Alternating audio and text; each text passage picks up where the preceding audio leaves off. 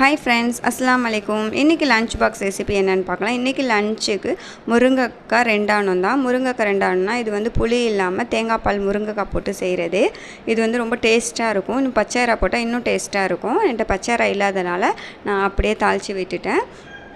இது ஒரு பக்கம் ரெடி ஆகிட்டுருக்கு. இதுக்கு சைட் டிஷ் வந்து முட்டைகோஸு 65 தான். உங்கள் எப்படி செய்கிறதுன்னு பார்க்கலாம். இது வந்து முட்டைகோஸ் நல்லா வாஷ் பண்ணி தண்ணி நல்லா வடியணும்.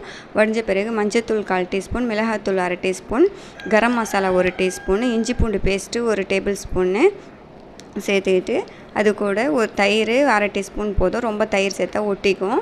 கார்ன்ஃப்ளவர் 1 டேபிள் ஸ்பூன்னு, அரிசி மாவு 1 டேபிள் ஸ்பூன்னு, கலர் பவுட்ரு கொஞ்சம் சேர்த்துக்கோங்க. தேவையான அளவு உப்பு சேர்த்துக்கிட்டு எல்லாத்தையும் மிக்ஸ் பண்ணிப்போம். மிக்ஸ் பண்ணி இதை ஊரெல்லாம் வைக்க தேவையில்லை, அப்படியே ஃப்ரை பண்ண வேண்டியதுதான். இப்போ ஃப்ரை பண்ணியாச்சு. ஃப்ரை பண்ணி எடுத்துருவோம். செம்ம டேஸ்ட்டாக கிறிஸ்பியாக இருக்கும். ட்ரை பண்ணி பாருங்கள் நீங்களும் உங்கள் பிள்ளைங்களுக்கு. ஏன்னா ஹெல்த்தியாக நம்ம ஏதாவது கொடுக்கணுன்னா இதை மாதிரி செஞ்சு கொடுக்கலாம். ஏன்னா முட்டைகோஸ் பொரியல் இதெல்லாம் பசங்க அதிகமாக விரும்பி சாப்பிட மாட்டாங்க. இதை மாதிரி செஞ்சு கொடுத்தீங்கன்னா பசங்க ரொம்ப விரும்பி சாப்பிடுவாங்க. இப்போ லன்ச்சு பேக் பண்ணிடலாம்.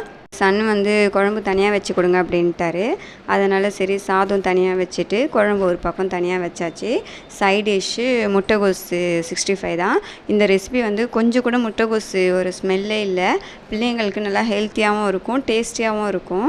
ட்ரை பண்ணி பாருங்கள். நானே ஃபஸ்ட் டைம் தான் ட்ரை பண்ணுறேன், நல்லா இருந்துச்சு.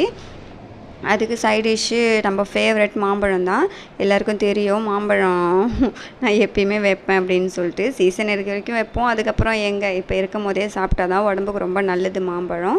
அது வச்சாச்சு. நெக்ஸ்ட் ஸ்நாக்ஸ்க்கு வந்து குலாப்ஜான் தான் வீட்டில் ரெடி பண்ணியிருந்தேன். இது கடையில் வாங்கலை. ஸ்நாக்ஸ் பாக்ஸில் வச்சா அது கீழே விழுந்துடும், கொட்டிடும் ஷீராலாம்.